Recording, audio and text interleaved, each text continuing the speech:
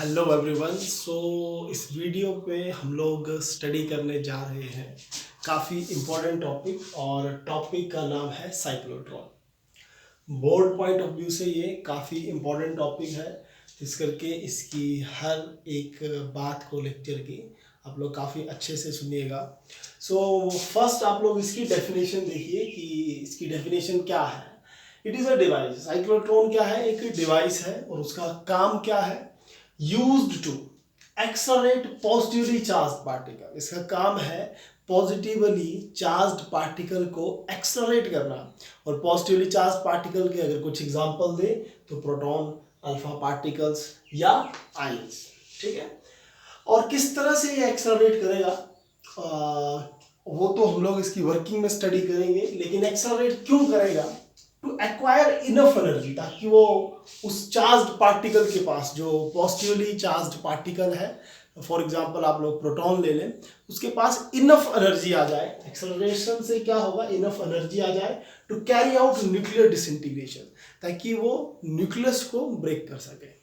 ठीक है, simple words में बोले तो साइक्लोट्रॉन एक डिवाइस है जिसका काम है पॉजिटिवली चार्ज्ड पार्टिकल को एक्सलरेट करना, ताकि एक्सलरेट करने से उस चार्ज्ड पार्टिकल में एनर्जी आ सके और उस एनर्जी का यूज़ हम लोग न्यूक्लियर डिसइंटीग्रेशन पर कर सकें। ठीक है, प्रिंसिपल क्या है, किस प्रिंसिपल के ऊपर ये बेस्ड है? इसका प्रिंसिपल अच्छे से अंडरस्टैंड करने के लिए चार्ज पार्टिकल की ट्रांजेक्टरी कैसी होती है जब वो इलेक्ट्रिक फील्ड में होता है, और चार्ज पार्टिकल की ट्रांजेक्टरी कैसी होगी जब वो मैग्नेटिक फील्ड में होगा। ये दो आर्टिकल आप लोग जरूर अच्छे से अंडरस्टैंड कर लें कि वो दो आर्टिकल्स ही इसकी प्रिंसिपल है। प्रिंसिपल देखिए क्या है। When a positively charged particle, जब किसी पॉजिटिवली चार्ज पार्टिकल को is made to move time and again in a high frequency electric and magnetic field, जब किसी चार्ज्ड पार्टिकल को इलेक्ट्रिक फील्ड और मैग्नेटिक फील्ड में बार बार मूव करवाया जाएगा, ठीक है, made to move time and again, तो क्या होगा? इट गेट्स एक्सलरेटेड, तो वो एक्सलरेट होगा and acquire the sufficiently large amount of energy, और उसमें लार्ज अमाउंट ऑफ एनर्जी आएगी। प्रिंसिपल क्या है कि चार्ज पार्टिकल को आपको इलेक्ट्रिक और मैग्नेटिक फील्ड में बार बार रोटेट करना है, और उस रोटेशन की वजह से क्या होगा? उस चार्ज्ड पार्टिकल पर इनफ एनर्जी आ जाएगी, और उस एनर्जी का यूज हम लोग करेंगे। ये तो इसकी डेफिनेशन और प्रिंसिपल था, लेकिन इसकी कंस्ट्रक्शन एंड वर्किंग आप लोग अच्छे से अंडरस्टैंड कीजिएगा। कंस्ट्रक्शन क्या है इसकी? ठीक है, बोर्ड छोटा है, इस करके मैं ये साफ कर दूंगा सारा कुछ। तो कंस्ट्रक्शन में क्या होगा? साइक्लोट्रॉन की कंस्ट्रक्शन में, इसमें हम लोग दो डीज यूज करते हैं। ठीक है, डी शेप के कंडक्टर्स यूज किए जाएंगे, और दो मैग्नेट्स भी यूज किए जाएंगे, नॉर्थ पोल और साउथ पोल हो। ठीक है, और आप लोगों का high frequency oscillator. Construction and working आप लोग साथ में ही देखिए क्या है। कंस्ट्रक्शन और वर्किंग, ठीक है, कंस्ट्रक्शन एंड वर्किंग। कंस्ट्रक्शन में क्या यूज करने वाले हैं? फर्स्ट जो मोस्ट इंपोर्टेंट चीज ली जाएगी वो है 2D शेप्ड होलो कंडक्टर। ओके, फर्स्ट आप लोग लिख लें होलो डी शेप्ड कंडक्टर। ठीक है, सेकंड इसमें हाई फ्रीक्वेंसी ऑसिलेटर यूज किया जाएगा। High frequency oscillator, high frequency oscillator. Okay, third इसमें हम लोगों के मैग्नेट्स यूज होंगे, मैग्नेट। ठीक है, ये हम लोगों का जो कंस्ट्रक्शन है उस पर आएगा। तो डीज किस तरह से यूज होंगे ये देखिए आप लोग। एक डी इस तरह से यूज किया जाएगा।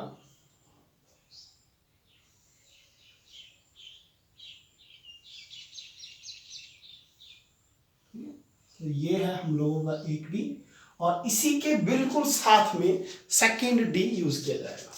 ठीक है, इसी तरह से सेकेंड डी भी यूज किया जाएगा। ठीक है, दोनों क्या है, डी शेप्ड, होलो डी शेप्ड कंडक्टर्स हैं। ठीक है, थोड़ी सी हल्की सी शेड,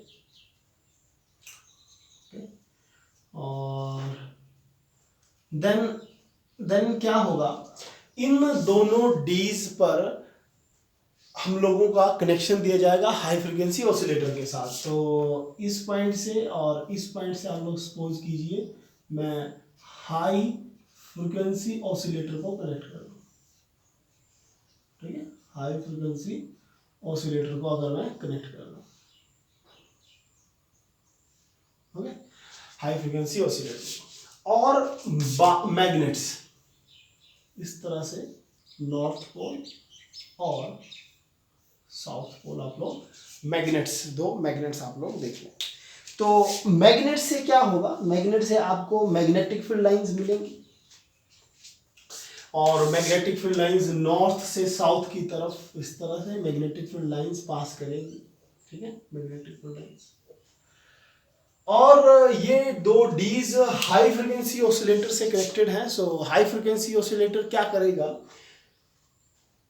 सपोज कीजिए कुछ टाइम के लिए इसको D1 मान लीजिए। ठीक है, इसको D1 मानिए, या इसको, वो हम लोगों के ऊपर है, मैंने इसको D1 बोल दिया, इसको D2। ठीक है, D2। सो D1 को ये पॉजिटिव कर देगा, हाई फ्रिक्वेंसी ऑसिलेटर की हेल्प से पॉजिटिव चार्ज D1 पे आएगा और नेगेटिव चार्ज आपका D2 के ऊपर आ जाएगा। ठीक है, अब पॉजिटिव और negative charge, this is D1 is positively charged and D2 is negatively charged, और पॉजिटिव और नेगेटिव दो चार्जेस के बीच में है स्पेस। ठीक है, तो चार्जेस के बीच में स्पेस। देखो, इस चीज को आप लोगों को अच्छे से अगर अंडरस्टैंड करना होगा तो आप लोग क्या कीजिए कि सपोज कीजिए ये है मेरे पास एक डी। ठीक है, डी शेप तो नहीं है लेकिन आप लोग अज्यूम कीजिए, और ये है दूसरी डी। तो इन दोनों डीज के बीच में देखो, दो बुक्स के बीच में जैसे स्पेस है बिल्कुल माइन्यूट सा। ठीक है, बिल्कुल थोड़ा सा स्पेस आपको दिख रहा होगा दोनों के बीच में, बुक्स के बीच में। ये इस टाइम 0 स्पेस है, देन ये काफी बड़ा स्पेस हो गया, ये थोड़ा सा स्पेस। ठीक है, सो ये इस तरह से दो डीज के बीच में उस पॉइंट पर भी स्पेस है। और मैग्नेट्स क्या है, मैग्नेट्स क्या है, जो नॉर्थ पोल और साउथ पोल आप लोग देख रहे हैं, नॉर्थ और साउथ। तो सपोज कीजिए ये है मेरा डी। ठीक है, अज्यूम कीजिए ये है मेरा डी। सो ये मेरा हाथ जो होगा ये मैग्नेट है, ये जो टॉप वाला है ये नॉर्थ पोल होगा, इस तरह से नॉर्थ, और नीचे साउथ। ठीक है, नॉर्थ और south. So magnetic field lines इस तरह से हैं, top to bottom magnetic field lines are like this, ऊपर से नीचे की तरफ जा रही है, जो मेरी उंगली आ रही है इस तरह से, टॉप टू बॉटम। ठीक है, और सेकंड आप लोगों का इलेक्ट्रिक फील्ड किस तरह से होगी। तो इलेक्ट्रिक फील्ड क्या था, ये जो बुक थी, एक बुक ये, और जो सेकंड बुक है ये, इन दोनों के बीच में जो स्पेस है इसके बीच में होगी इलेक्ट्रिक फील्ड। ठीक है, इन दोनों स्पेस के बीच में electric field, magnetic field top to bottom होगी, और electric field right to left होगी, पॉजिटिव टू नेगेटिव होगा। ठीक है, तो ये मोस्ट इंपॉर्टेंट बात है, आप लोग इसको अंडरस्टैंड कीजिए जो मैंने बोला। सो मैग्नेटिक फील्ड लाइंस है नॉर्थ टू साउथ, और ये डी पॉजिटिव नेगेटिव, इन दोनों के बीच में इलेक्ट्रिक फील्ड होगी इस पॉइंट पर, बीच में, दोनों डीज के बीच में। और ये जो पोलैरिटी मिली, ये हाई फ्रिक्वेंसी ऑसिलेटर का काम है एडजस्ट करना। अच्छा, हाई फ्रिक्वेंसी ऑसिलेटर इस तरह से इसकी पोलैरिटी को एडजस्ट करता है कि कुछ टाइम के बाद ये जो पॉजिटिव है ये इसको पॉजिटिव कर देगा D2 को, और फिर D1 क्या होगा, नेगेटिव हो जाएगा। और ये सारा काम कौन करेगा, ये हाई फ्रिक्वेंसी ऑसिलेटर का काम है। ठीक है, फिर से फास्ट में रिपीट करूंगा। हाई फ्रिक्वेंसी ऑसिलेटर का काम है डीज को पॉजिटिव और नेगेटिव चार्ज देना। अगर D1 पॉजिटिव है तो कुछ टाइम के बाद D1 फिर नेगेटिव होगा और D2 आपका पॉजिटिव होगा, और करेगा कौन, ये हाई फ्रिक्वेंसी ऑसिलेटर करेगा। कितने टाइम के बाद होगा वो हम लोग समझेंगे इस पर। लेकिन आप लोग ये देखिए कि जो चार्ज्ड पार्टिकल हम लोगों को एक्सलरेट करना है उसको कहाँ पे रखा जाएगा, तो वो चार्ज्ड पार्टिकल दो डीज के बीच में रखा जाएगा। ठीक है, सो सपोज कीजिए we are going to accelerate proton, क्योंकि प्रोटॉन क्या है, positively charge particle. So proton को इसके सेंटर पर रखा गया, ये जो डॉट यूज किया मैंने, सपोज कीजिए ये प्रोटॉन है।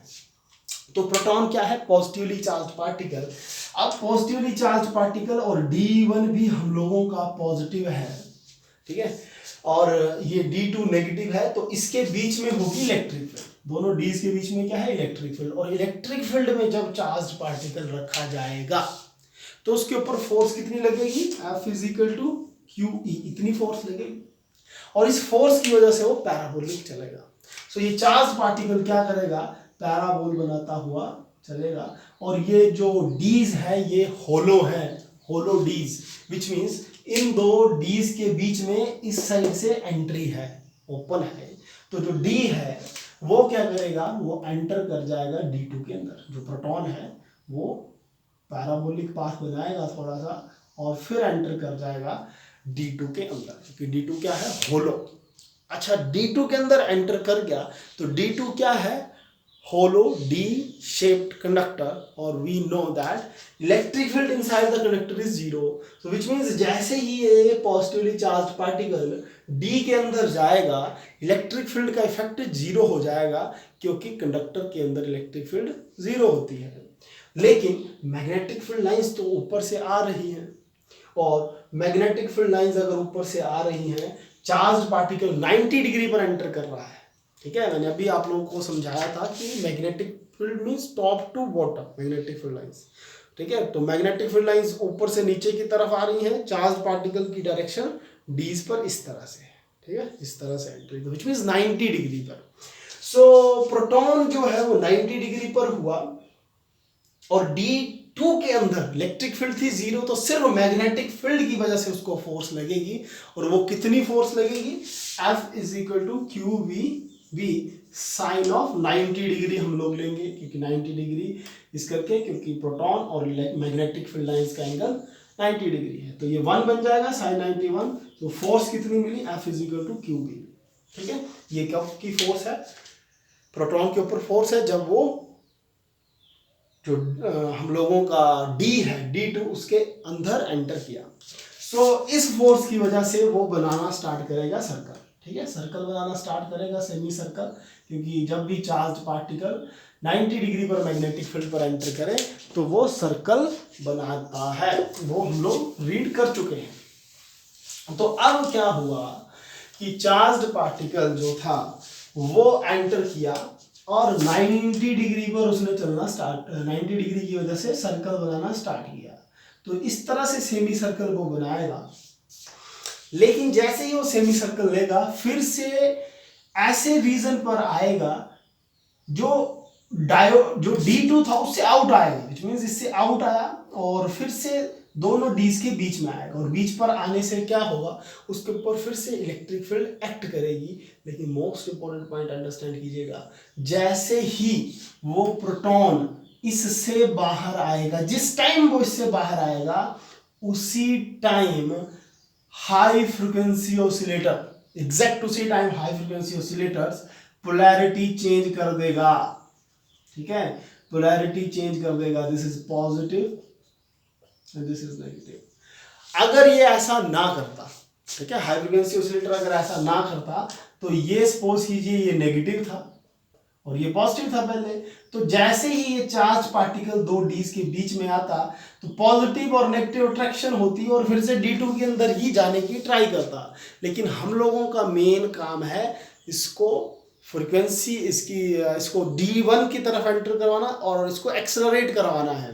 तो इस करके हम लोग क्या करते हैं कि हाई फ्रिक्वेंसी की हेल्प से इसकी पोलैरिटी चेंज करेंगे, और जब ये सेमी सर्कल कंप्लीट कर रहा होगा उसी टाइम हाई फ्रिक्वेंसी ऑसिलेटर से चेंज किया जाएगा पोलैरिटी, और ये चार्ज्ड पार्टिकल फिर से इलेक्ट्रिक फील्ड के इफेक्ट में आएगा, और इलेक्ट्रिक फील्ड के इफेक्ट में आते ही ये इस तरफ मूव करेगा, ठीक है, इस तरफ मूव करेगा पैराबोलिक, और इस बार ये D1 के अंदर एंटर कर जाएगा। सेम वे है ये, जैसे आउट आया फिर से पैराबोलिक, पॉजिटिव पॉजिटिव रिपल्शन होगा, इस तरफ आएगा।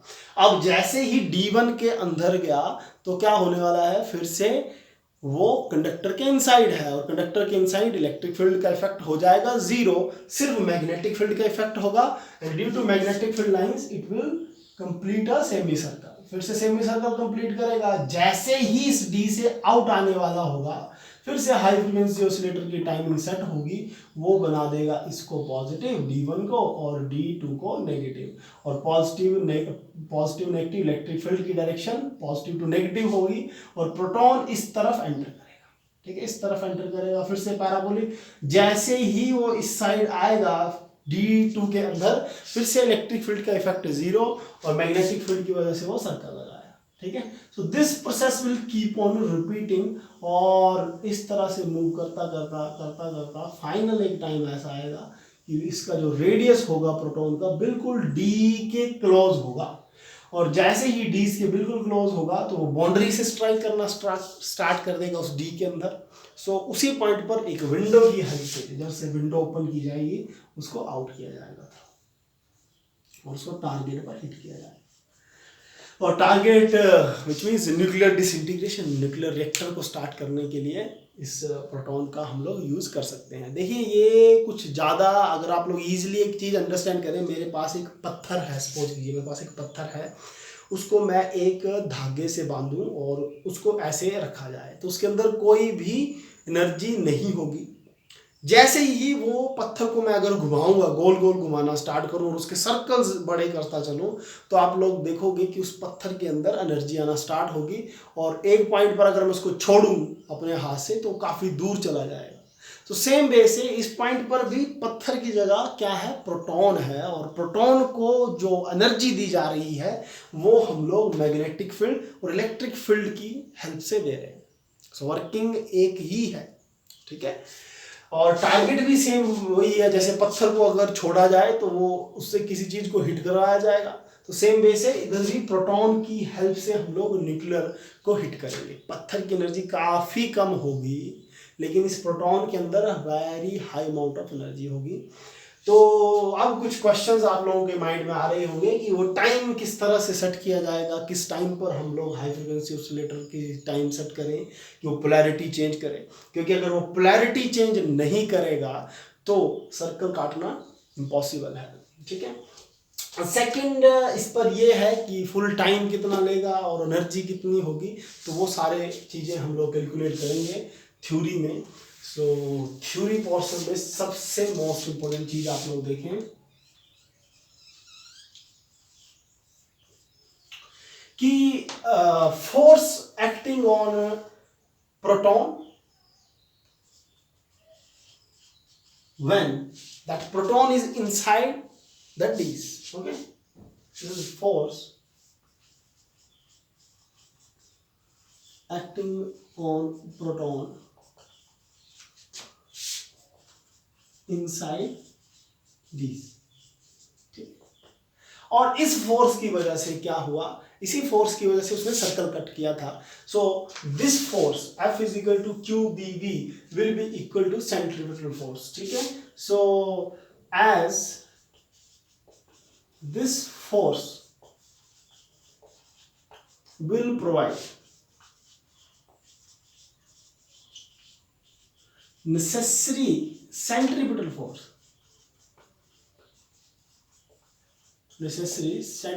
force, so QVB will be equal to mv square over r, क्योंकि आप लोगों को पता होगा mv square over r क्या है, सेंट्रीपिटल फोर्स है, और ये सेंट्रीपिटल फोर्स किसकी वजह से मिली, QBV की वजह से मिली।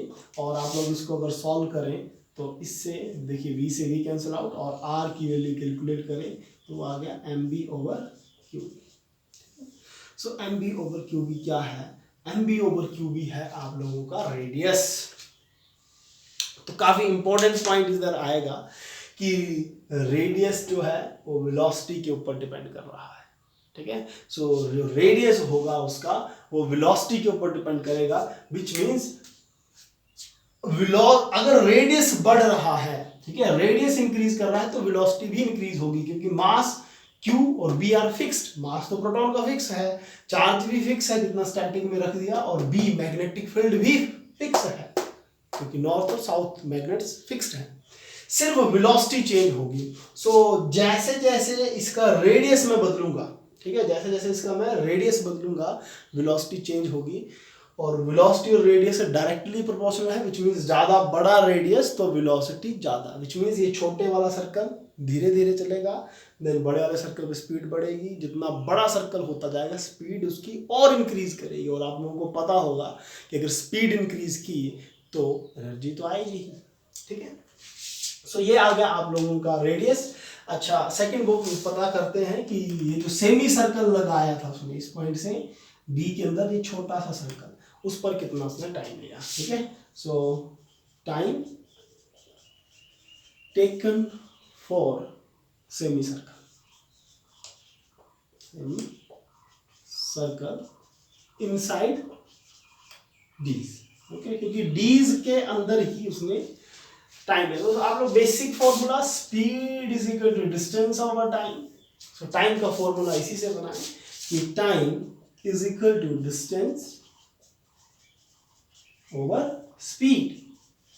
सो डिस्टेंस कितना है, सेमी सर्कल है, so half of circumference that is pi r, ठीक है। फुल ऑफ सर्कमफ्रेंस क्या होता है 2 पाई आर, लेकिन सेमी सर्कल तो पाई आर, ठीक है जी।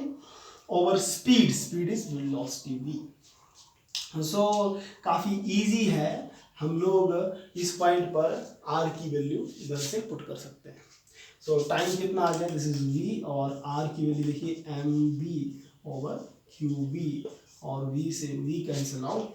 सो time is equal to pi m over qv। लेकिन ये कौन सा टाइम है, ये टाइम है सेमी सर्कल का, लेकिन कंप्लीट सर्कल का टाइम कैसे निकलेगा, सेमी सर्कल का डबल कर दें, ठीक है। So time taken for complete cycle, okay, time taken for complete cycle, complete cycle, that is capital T will be equal to 2 times of t, 2 times of t, this is okay, and which means 2 times of 2 pi m over q, okay। so important है, अगर आपसे time period पूछा जाएगा so answer है 2 pi m over q, ठीक है। So time period आप लोगों ने कैलकुलेट कर लिया है। दो इंपॉर्टेंट बातें याद रखें कि एक है आप लोगों का हाफ साइकिल का टाइम और एक है फुल साइकिल का 2 pi m over Q B. Then time period से नेक्स्ट है फ्रीक्वेंसी। आप लोग फ्रीक्वेंसी देखें कि फ्रीक्वेंसी कितनी होगी, फ्रीक्वेंसी कितनी होगी। सो फ्रीक्वेंसी की अगर बात करें तो आप लोगों को पता होगा कि frequency is reciprocal of time period, okay, knew that is reciprocal of time period. So 1 over T की value 2 pi m over Q B, सो क्यू बी ऊपर ले जाओ, ठीक है जी। सो फ्रीक्वेंसी आ गई। Then comes angular frequency, angular frequency, और we all know again that angular frequency is denoted by omega, और ओमेगा किसके इक्वल होता है 2 पाई न्यू के इक्वल। सो न्यू की वैल्यू फिर से पुट करें, ये कैलकुलेट किया था, which is Q B over 2 pi m। So 2 pi से 2 pi cancel out, omega is Q B over m, ठीक है। So angular frequency is Q B over m। Then energy, next and final है कि energy gain की, कितनी energy उसने gain की। So energy gain, next is energy gain, energy gain.